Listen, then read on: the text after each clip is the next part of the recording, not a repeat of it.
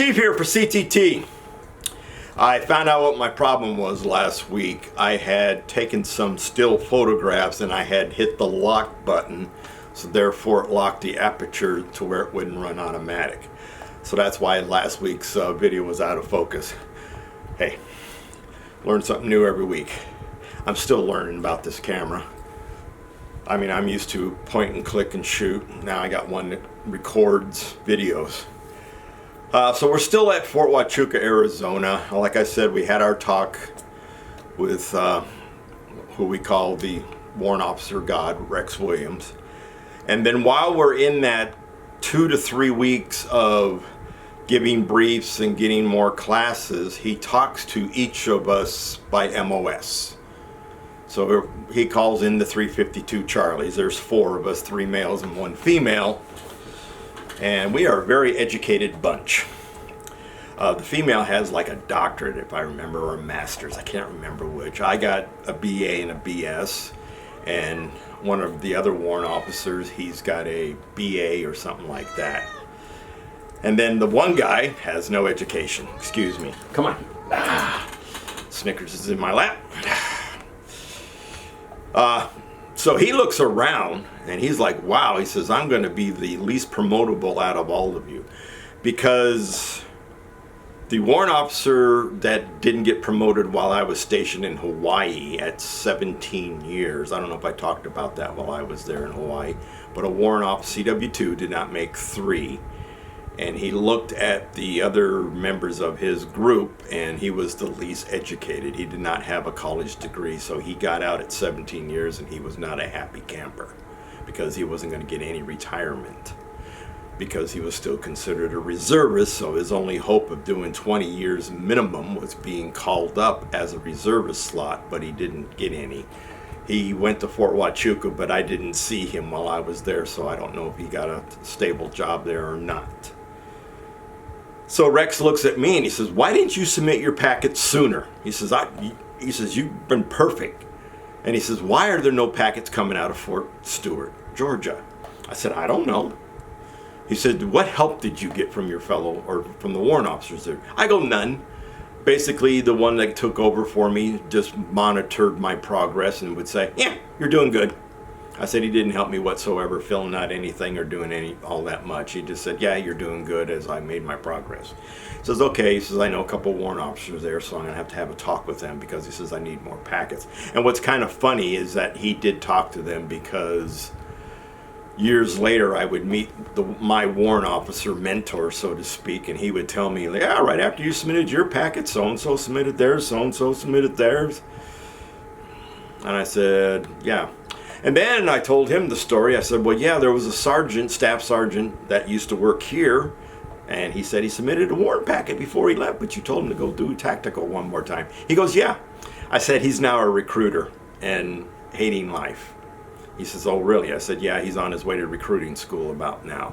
So you can't touch him for at least, 4 years, 3 years? I don't know what recruiter has to serve.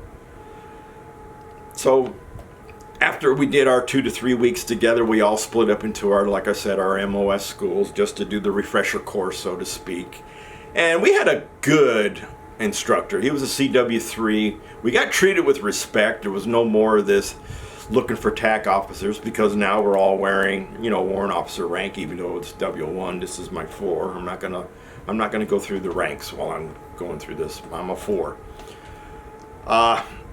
So he basically said, you guys are probably going to be too smart for everything. We're probably going to go through all the classes in a rush, no matter how slow I teach, because you guys know this stuff.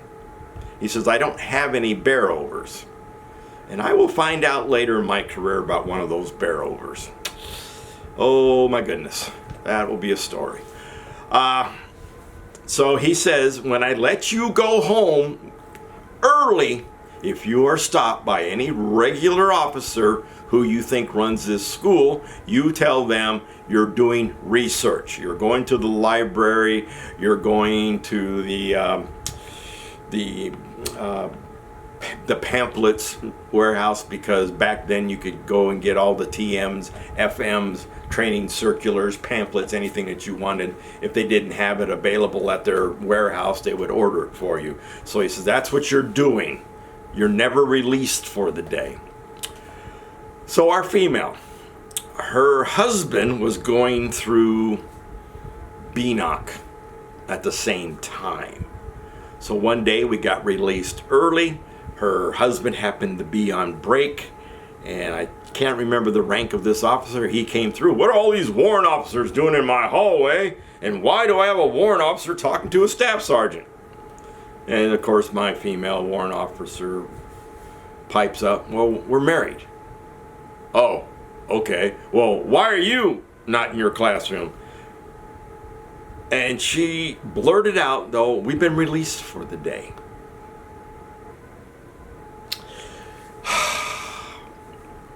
I beelined it out of there before I could get pinged as to why I was standing in the hallway. Very next day, our instructor said, what did I guys tell you? He says, yeah, I got my hand slapped, but he says, I'm not going to punish you guys. You're doing research. Oh, I'm sorry, I forgot. Like 5 minutes ago, he told us. I can't. So, not much else happens there. We do our course, we're let off. I mean, it's a relaxed atmosphere. However, there are some instructors in some of the other MOSs who are pricks.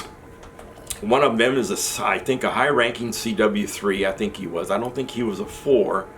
I was in uniform. He was in uniform. We were in the parking lot at the PX. I had just pulled up. He was already walking. And I go, hello, Chief so-and-so. And he pipes up, what's the matter? Can a W01 salute a superior warrant officer? That is one thing of warrant officers we always tell one another, we don't salute. You're technically supposed to salute from lower to higher, even in the warrant officer ranks. But I was one of those, no, you don't salute me. I would catch, the higher I got, I would catch wobbly ones, as they're called, W01s, 2s, sometimes trying to salute me as a 3 and sometimes as a 4, and I'd be like, no, you don't do that to me. We're the same. That's how we treated one another. Warrant officers, we find out, we will help one another. As I read the definition, basically I got another crazy definition. I'll have to look for it, and if I still got it, it's a joke. Basically saying when you warrant a job, you get it done correct. When you order a job, you don't get it done correct. Because a warrant officer is a provider. We are subject matter expert, SME, in our particular field. Itchy nose again. And we will help one another. So if, regardless of the rank and regardless of the MOS, if someone comes over to me, Chief, I need some information. Do you have it? And if so, can you give it to me? How do you want it? Hard copy, slideshow, email. I mean, you go through the list, and he might say, well, you could send it to me email, and a nice hard copy will do. Now, that's what we'll do for warrant officers. Now, when a regular officer, Chief, I need this. Roger that, sir. You will get it. So you will do what the officer asked for. I'm not kidding. This is what we did. We would do what the officer asked for and give it to them. However, we would do further research. So if they ask for A, sometimes you might have B, C, possibly D, possibly Echo. More information. So when he says, well, Chief, this is not enough. Well, here you go, sir. And then you hand him, already prepared, already formatted, you hand him more information. And then he looks at that and he goes, oh, didn't know I needed this to go along with this, basically. That's why we're a subject matter expert, sir. Got any more information? Never had that asked, but I have surprised a few regular officers when they asked for A, and then they came right immediately afterwards. Well, this isn't full enough, this isn't enough filling, this isn't the research I wanted, or what I'm exactly looking for. Here you go, sir, this will help you clear up some of the missing information. And if you need more, just come ask. And they'd be like amazed, because regular officers, Bob, Captain, Lieutenant, I need this. Now that's another thing. Regular officers of same rank will call each other by their first names. We as warrant officers never did that. Well, I can't say we never did that. I did it occasionally when the officer would be like, okay, it's just the two of us here. But most of the time it was yes sir, no sir.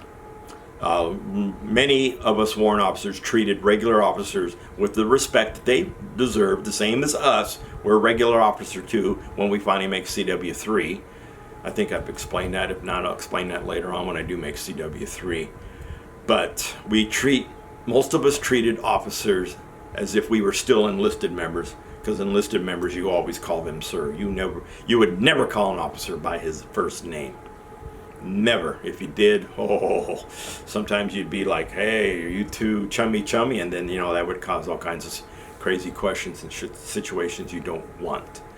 So that's how we learned that too, because like we said, when we teased those brand new first lieutenants and second lieutenants and we told them that we were special lieutenants, that we were lieutenants who had a Article 15, and that's why we had a black square in our bar. We would pick on them. We like picking on lieutenants, and I would be the butt of jokes later on with young lieutenants, and we'll get to those stories when I remember those and when the situation fits. Mostly it's about my age and the age of the young lieutenants. So that's basically just about everything that happened at Fort Huachuca. Like I said, I lived at the Best Western. I had a good time. I rarely used the pool. I don't know why I didn't use their pool more often, but I rarely used it, even though I was down in Fort Huachuca. And it was their winter time, so it wasn't that. It was warm, but still didn't use it. And like I said, I was there from middle of February because we graduated late January or into January. 2 weeks off, so middle of February, and I think I completed and signed out the first few days of May. I'd have to look at a calendar, because immediately as soon as I've signed out, I drove to my parents' house so they could watch my car while I had to fly to Hawaii for a court date, eating up more leave that I didn't want to eat up, because now I think by the time I get to Fort Lewis, I'm in the hole. I can't remember which. So it took a while to build that back up. So this is Chief out. And remember, freedom is not free. Ukrainians are proving it every day. My heart is a little bit lighter, but I've lost contact with everybody. Nobody's writing me. I don't know if that's on purpose or what, but nobody's responding to my emails, and I still have not contact with my fiance. I'm sleeping better, though. I'm just praying. So freedom is not free. Chief out.